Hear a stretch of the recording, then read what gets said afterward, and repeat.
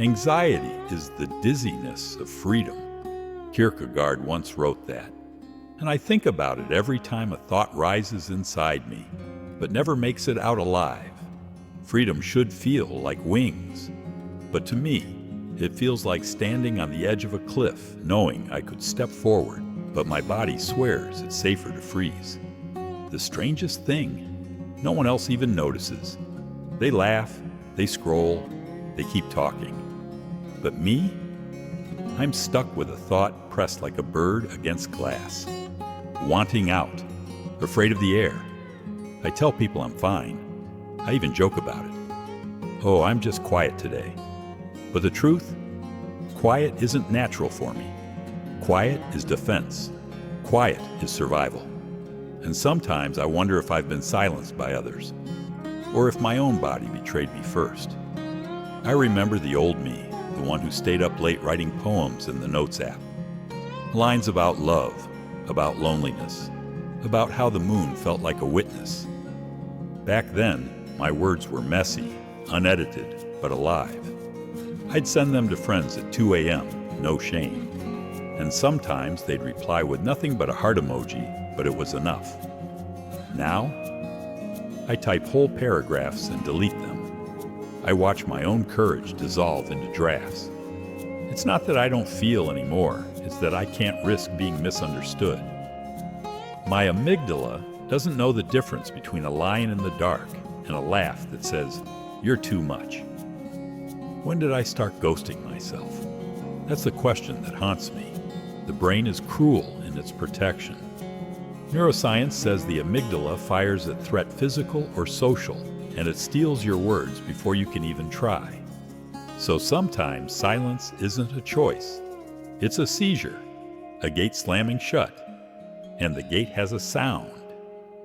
To me, it's like static, like when the Wi-Fi cuts out mid-song and the silence is harsher than the music ever was. I feel that static at dinners when I want to say, "I don't agree." I feel it on late-night calls when I want to whisper, "I miss you." I feel it in meetings when my idea sits on my tongue until someone else says it first and gets the credit. The static steals me before the world can. Last night, I made tea and forgot to drink it. By the time I remembered, it was cold. I looked at the mug and thought, this is me. Warm once, left sitting too long, cold now, and no one even asked why. I laughed. I actually laughed out loud because it felt ridiculous. Crying over tea? But the laugh cracked halfway. And suddenly, it wasn't about tea anymore. It was about every time I've gone cold, waiting for someone to notice me. Here's the irony. Everyone calls me smart, thoughtful, even wise sometimes. But they don't know how often my smartest thoughts rot in silence. They don't know how much of me they'll never hear. Not because I don't want to share, but because something in my chest says, not safe. I hate that safety and silence have become synonyms. I hate that my brain can't tell the difference between protection and prison. And I hate that sometimes I believe the lie. The paradox is heavy. I want to be seen, but being seen feels like danger. I crave depth, but depth feels like drowning. So I stay shallow, smile at small talk, nod along to surface jokes. And when I get home, I collapse into bed with headphones on, looping the same playlist like it's a lifeline. No cap, it's killing me softly. Not the song, the silence. Some nights I stare at the ceiling and whisper things I'll never post. Half prayers, half confessions. Things like, I'm afraid I'm fading. Or, what if no one ever hears the real me? And the ceiling never answers. But maybe it's not supposed to. Maybe the point is that I said it at all. I wish I could tell you that writing this down feels brave, that it feels like healing. But truth, it feels like scratching at the gate, hoping it'll open, terrified it won't. So I'll leave it here. The gate is locked. The tea is cold. And I don't know how much longer I can survive in shallow water without forgetting how to breathe deep. Maybe silence didn't save me. Maybe it just erased me slowly. I keep thinking about the posts I almost wrote. Drafts that sit in my phone like ghosts, half sent, half deleted. The rawest things I could have said, silenced before anyone ever saw them. It's funny how I'm haunted more by the unsent messages than by the ones I regret sending. At least the ones I sent got to breathe. These others, they suffocate quietly, inside me. You know the feeling, don't you? You go to type something real, finally real, then you pause. Reread it, backspace, like pulling weeds from your own chest. I've done it so many times I don't even notice anymore. My thumb just hovers, erases, scrolls to something safer. I tell myself it didn't matter anyway, but it did. It always does. Every erased thought is another piece of me. I decided the world didn't deserve to see. There's this one memory I can't shake. High school debate club. I had an argument in my head, sharp, clear, alive. My hand almost went up, almost. But the fear? It crawled through me faster than the thought itself. My throat tightened, my chest burned, and I watched the idea die inside me. Someone else spoke. Their words weren't better than mine, but the applause proved one thing: silence loses every time. I still wonder if that was the moment I taught my body that shutting up was safer than showing up. And then there's the laugh, the "it's not that deep" laugh. You know it's short, dismissive, like you just embarrassed yourself by caring too much.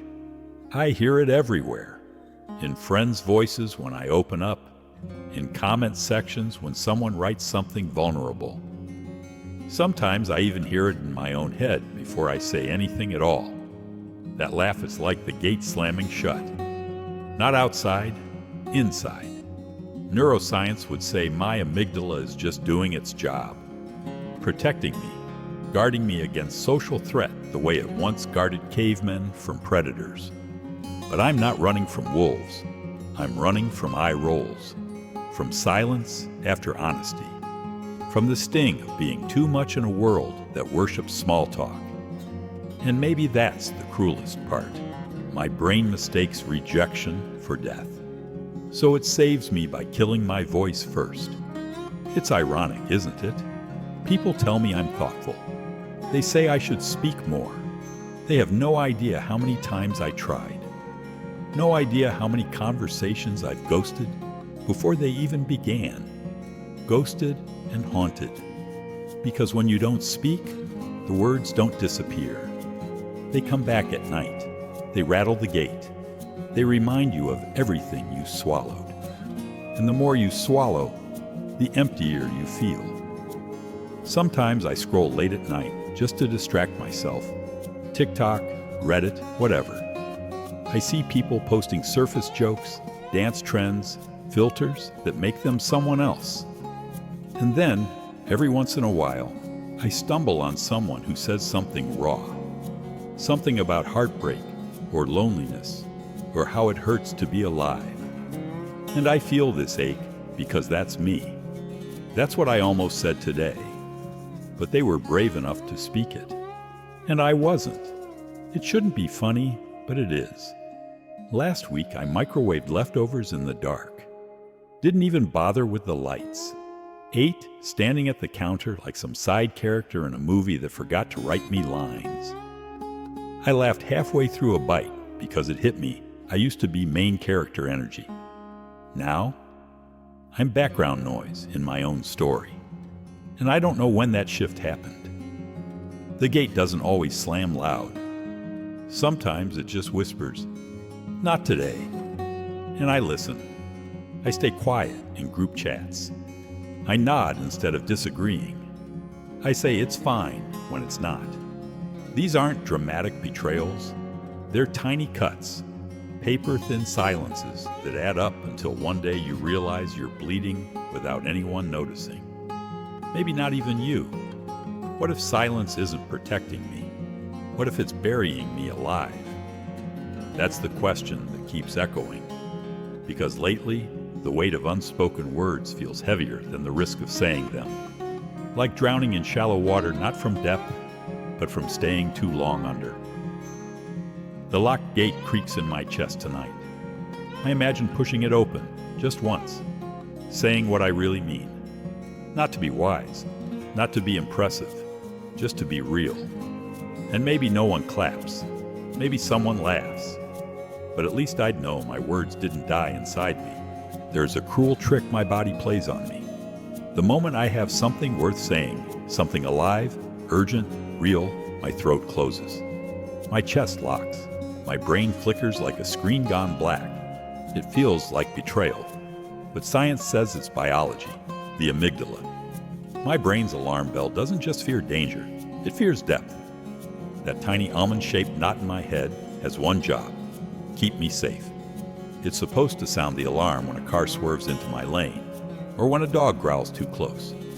But somewhere along the way, it learned to fire when I try to speak the truth. My body reacts to honesty like it's a predator. I'm not dodging claws, I'm dodging eye contact. And yet, the panic feels the same. Neuroscience says the amygdala can hijack the prefrontal cortex, the part of the brain that thinks clearly, forms words, makes meaning.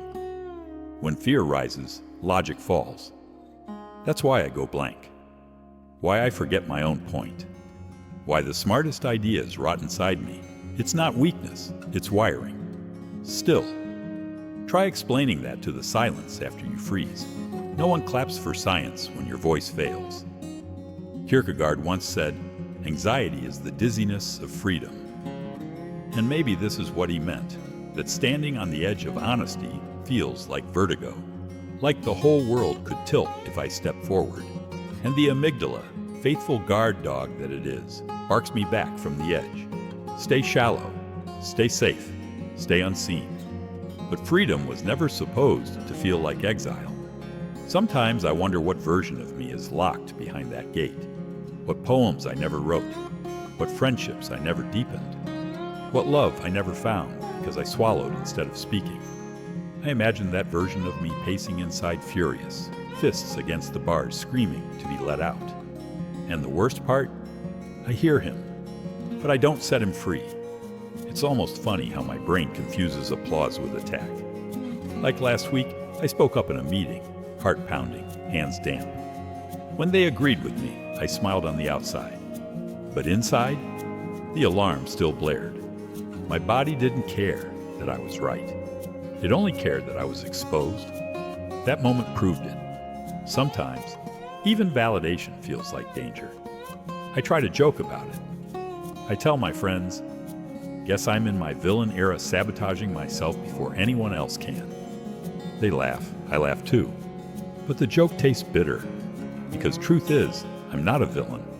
I'm just afraid of being real. Afraid my depth will drown me before anyone learns how to swim with me. There's a paradox I can't untangle. I long for depth like oxygen, but every inhale feels like choking.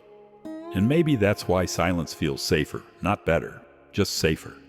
Like holding my breath underwater because surfacing would mean showing my face. Kierkegaard would call it dizziness. Neuroscience calls it misfired fear circuits.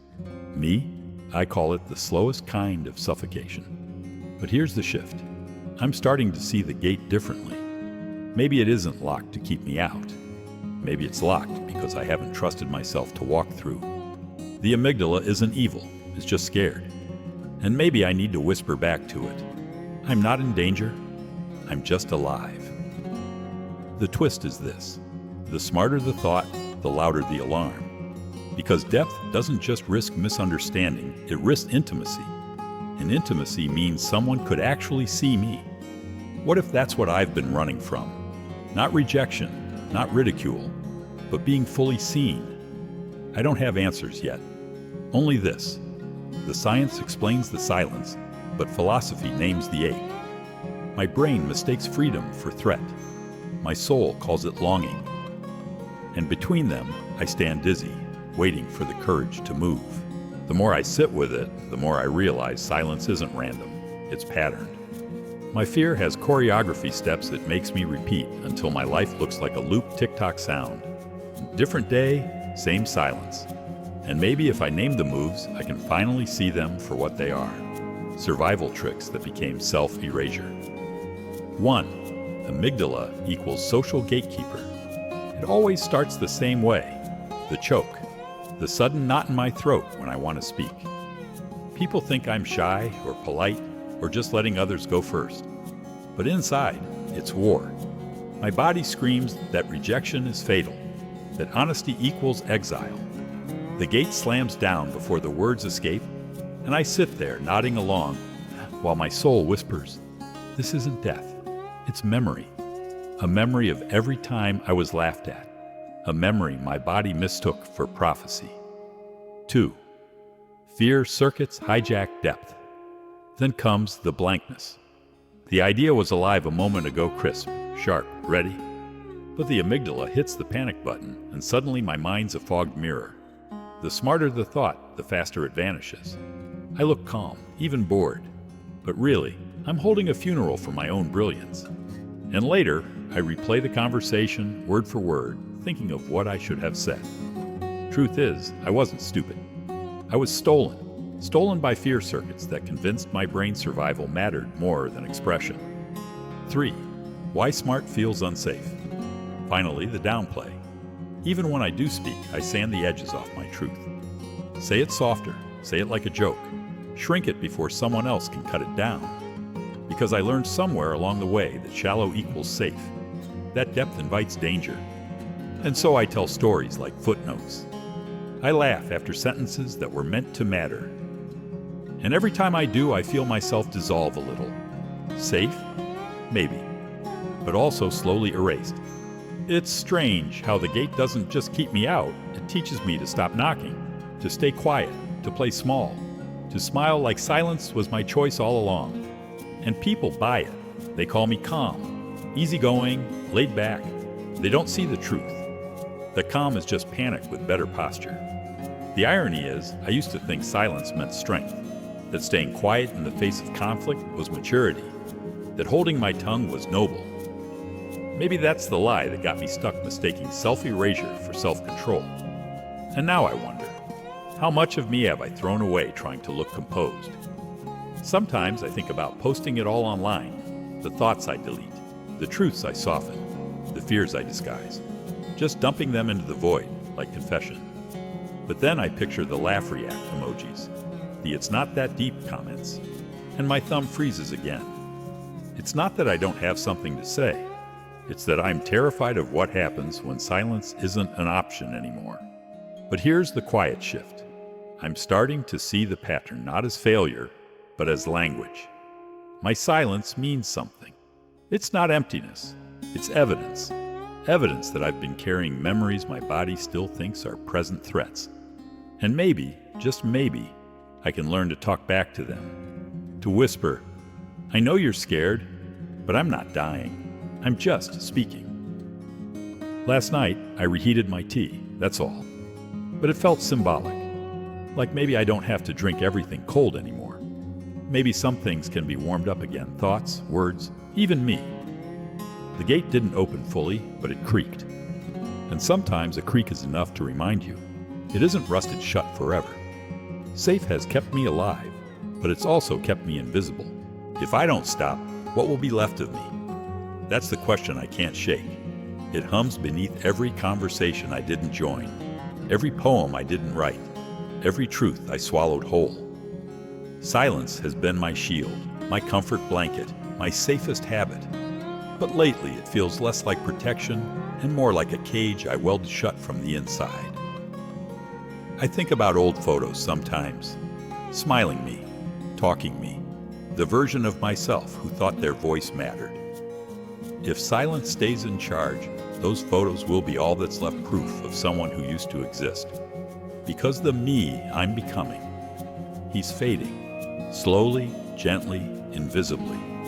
The kind of vanishing you don't notice until one day you realize there's nothing left to miss. The amygdala would be proud of me. It's kept me safe from mockery, rejection, awkward pauses. But what it doesn't understand is this. Every time it silences me, it kills me a little. I'm not dying from lions or car crashes. I'm dying from not being heard. And if I keep letting fear be my only compass, I'll end up safe, but erased. There's a worse danger than being laughed at, being forgotten. And sometimes I wonder if I've already started to forget myself. When you play background character long enough, you stop knowing what it feels like to be center frame. And when people say, "I never really knew you," it cuts. Because deep down, you know they're right. You didn't let them. You didn't let you. What terrifies me most is the generational echo. I swore I wouldn't pass down the same silence I grew up with. The dinners where no one spoke the truth. The way feelings were folded like napkins and tucked away. But here I am learning to repeat the very silence I hated. If I don't change, the quiet won't end with me. It'll bleed into the people I love next. And that thought is heavier than rejection ever was. Sometimes I joke about it, try to lighten the weight. I'll say, "Guess I'm the CEO of quiet." Quitting not at work, but in my own life. People laugh, I laugh too. But inside, the words sting. Because I've been slowly resigning from myself, logging out of who I was supposed to be. A soft quit, not loud, not angry, just fading into the background like it was a job I never applied for. And then there's the loneliness, the quiet kind. Not the absence of people, but the absence of being known. You can sit in a crowded room, laugh at all the right times, pass the vibe check, and still feel invisible. Because if no one hears your truth, do you even exist to them? To yourself? Maybe that's the deepest exile, being surrounded but unseen. If I keep obeying the gate, I know how this ends. Not with drama, not with fire, but with the slow dissolving into someone I don't recognize. A version of me that only answers fine. A version of me that scrolls, nods, laughs, and never leaves a mark. And one day, I'll wake up and realize I lived so quietly. Even I forgot I was here. That's what's at stake. Not applause, not attention, selfhood. The thread that makes me real. If I lose that, I don't just lose moments, I lose the story of me. And there's no refund for that. No way back. Once it's gone, it's gone. The gate will always be there. I used to think of it as my enemy, the iron bars between me and the person I wanted to be. But tonight, in the hush of my room, I realized something different. The gate was never trying to kill me. It was trying to guard me, even clumsily, even too much. It slammed shut not because I was weak, but because I once believed silence was safer than truth. Maybe the gate isn't locked at all. Maybe it was only waiting for me to reach out trembling hand, shaky breath, but reaching. Every word I whisper now is a hinge loosening. Every truth I dare to speak, even if no one claps, is proof that the gate opens both ways. I don't need to knock it down. I just need to walk through, slowly, even if my legs shake.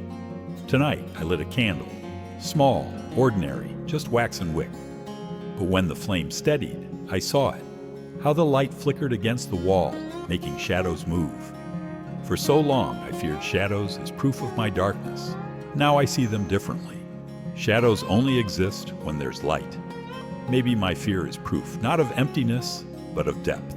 Proof that something alive is still here, asking to be seen. I can't promise I'll always speak. I can't promise I'll never choke again. But maybe that's not the point. Maybe courage isn't never fearing, never freezing, never silencing yourself.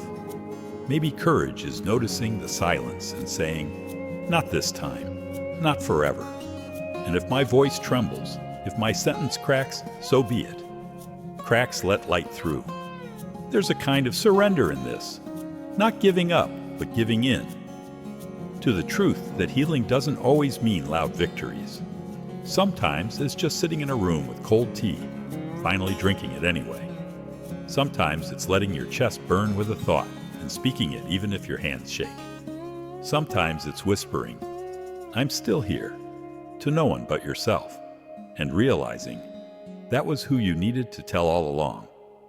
I used to pray for answers, for a sign that my words mattered, for applause, understanding, belonging. The universe never answered the way I wanted, but maybe it answered in smaller ways. A candle that wouldn't go out. A gate that creaked when I leaned against it. A memory of Kierkegaard whispering that freedom will always make you dizzy. And maybe dizziness isn't danger. Maybe it's proof I'm alive. I don't know if anyone will remember me for what I say. Maybe my words will be overlooked, scrolled past, ignored. But I think the deeper loss isn't being forgotten by others, it's forgetting myself. And tonight, in this small act of writing, of speaking into silence, I feel something soften. Not healed, not finished, just here. And for the first time in a long time, present.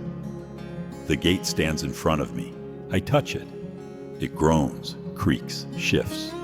It doesn't fall. It doesn't vanish. But it opens just wide enough for a voice to slip through. My voice. Maybe shaky, maybe quiet, maybe missed by the world, but not missed by me. And if that's all I can promise tonight, then let it be this. I wasn't too deep. I was depth itself waiting for me to listen.